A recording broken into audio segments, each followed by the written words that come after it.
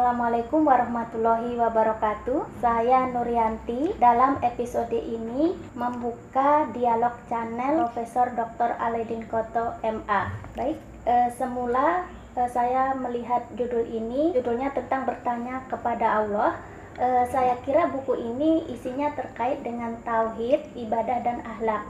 Namun setelah saya membaca buku ini, ternyata bukunya adalah refleksi pemikiran tentang persoalan bangsa dan solusinya dari sudut pandang wahyu. Baik Pak, di dalam buku ini kenapa harus bertanya kepada Allah? Baik, Assalamualaikum warahmatullahi wabarakatuh.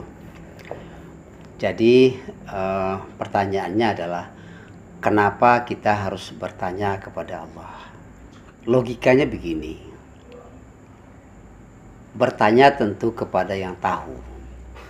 Yang tahu hal-hal yang kita pertanyakan. Sebagai manusia, yang paling tahu tentang manusia itu adalah yang menciptakan manusia.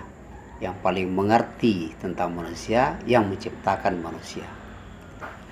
Maka, bila ada persoalan-persoalan yang dihadapi oleh manusia, maka bertanya yang paling pas itu adalah kepada yang paling mengerti tentang manusia itu. Tidak ada yang paling mengerti tentang manusia kecuali Allah Subhanahu wa Ta'ala. Bahkan manusia itu sendiri banyak yang tidak mengerti tentang dirinya, tentang masalah yang dihadapinya. Banyak sekali hal-hal yang tidak dia sukai, dianggapnya itu buruk, ternyata baik. Ada hal-hal yang dianggapnya baik, ternyata buruk untuk dia. Boleh jadi sesuatu yang kalian anggap buruk itu, ternyata itu baik. Dan boleh jadi sesuatu yang kamu anggap baik itu, ternyata itu buruk untuk kamu. Itu berarti kita sebagai manusia tidak sepenuhnya mengerti tentang kita. Tentang apa yang kita buat, kita inginkan, kita lakukan.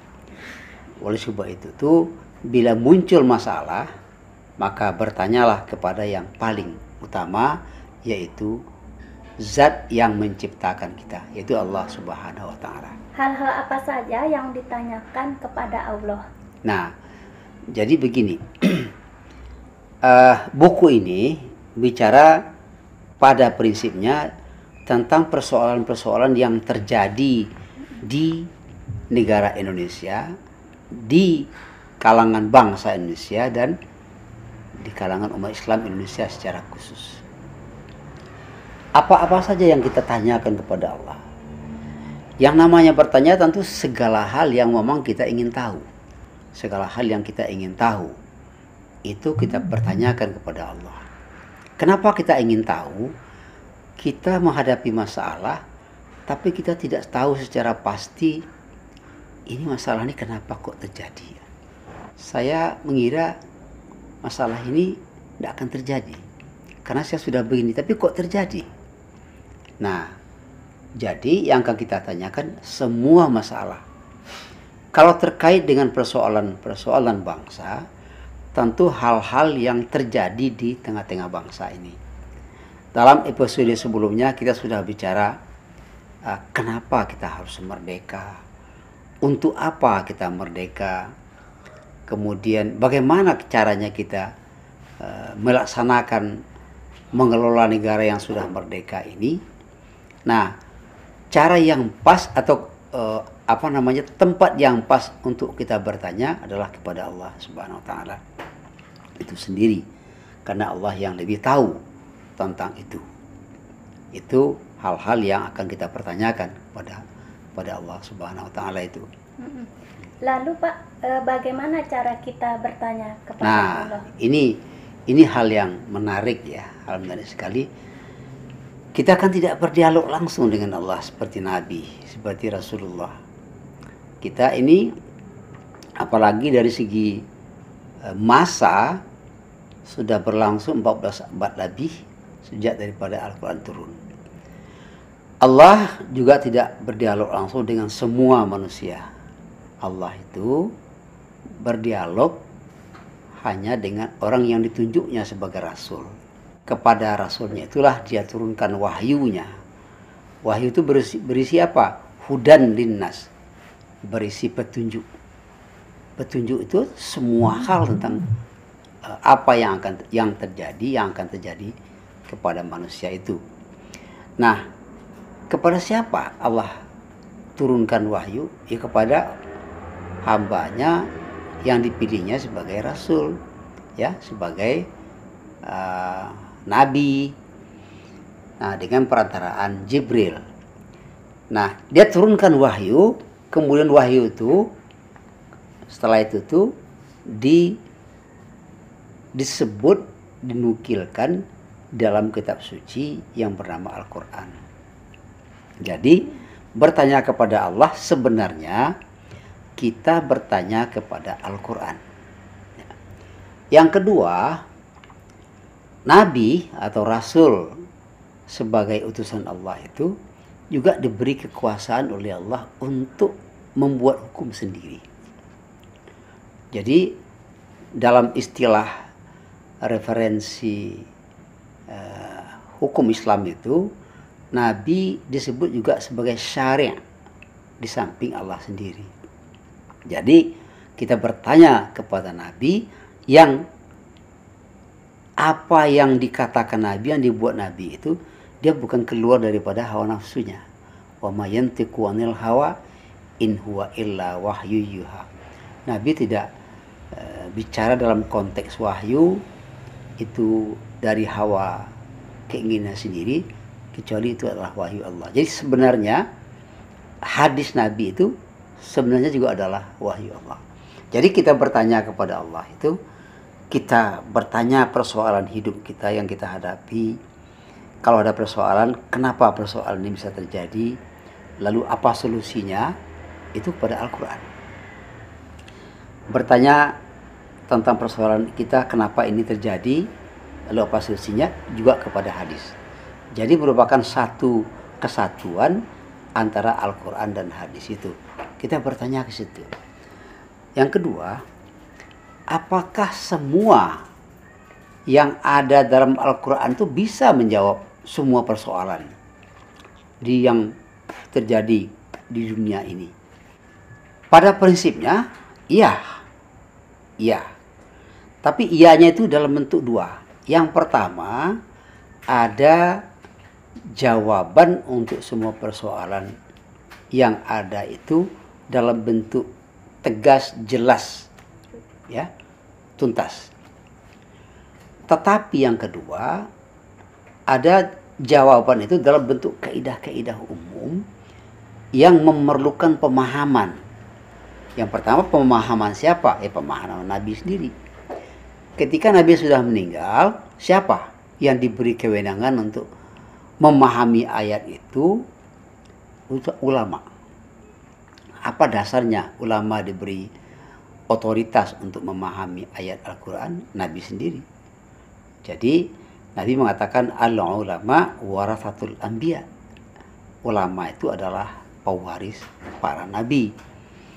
Nah, seperti apa Nabi menjelaskan bahwa ulama itu punya otoritas atau diberi otoritas untuk menjawab persoalan-persoalan. Nah, inilah yang disebut dalam sebuah hadis yang sangat populer, yaitu ketika Nabi mengutus Mu'az bin Jabal. Mu'az bin Jabal itu adalah salah seorang sahabat beliau yang beliau angkat sebagai gubernur. Gubernur waktu itu juga qadhi sekaligus, ahli hukum di Yaman. Nabi bertanya kepada Mu'az, Mu'az, sebelum kamu berangkat jadi gubernur sebagai qadhi di Yaman, saya mau bertanya, dengan apa kamu putus perkara yang diajukan kepadamu? Persoalan-persoalan hukum yang diajukan kepadamu. Bima taqdi idza urdalaka qada, kata Nabi. Dengan apa engkau putuskan, kita selesaikan persoalan-persoalan hukum yang dihadapkan padamu? Mu'az menjawab, aku selesaikan dengan kitabillah, dengan Al-Quran. Kata Nabi, oke.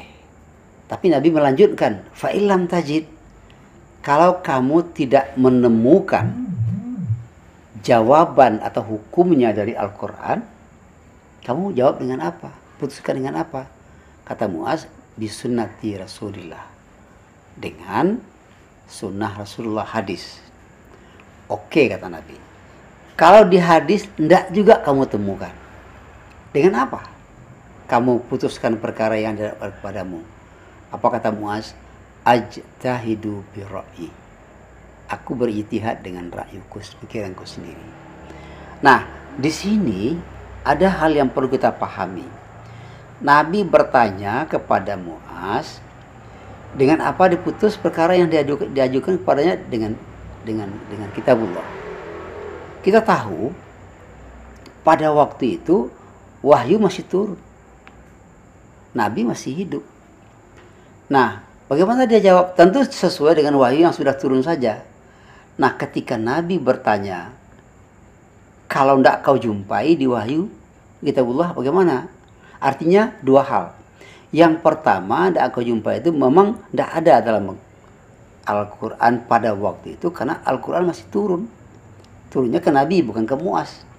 Yang kedua, mungkin sudah ada jawaban persoalan itu dalam Al-Quran, tapi Muaz tidak sampai pemahamannya ke sana. Nah, lalu dilanjutkan, gimana kalau tidak kamu jumpai dalam Al-Quran? Maka Nabi Muaz menjawab dengan hadis Nabi. Dengan hadis Nabi. Kita tahu, Nabi kan masih hidup. Jadi ada persoalan hukum, Muaz tidak tahu hukumnya, dalam Quran tidak ada, ditengok ke hadis. Ternyata hadis juga belum ada, seingat Muaz, kan Nabi masih hidup. Sementara Muaz tidak bisa bertanya langsung ke Nabi. Kan waktu itu nggak ada SMS, nggak ada chattingan Nabi. Ya, ponsel tidak ada waktu itu. Seluler, telepon seluler nggak ada. Maka dipadakan aja Muaz, dia berpikir dengan. Nah, waktu itu Nabi mengatakan membenarkan Muaz. Artinya, di satu sisi Nabi mengatakan ulama itu kan orang-orang sepeninggal Nabi itu yang alim-alim yang memahami agama dengan baik, itu termasuk sahabat, diberi otoritas.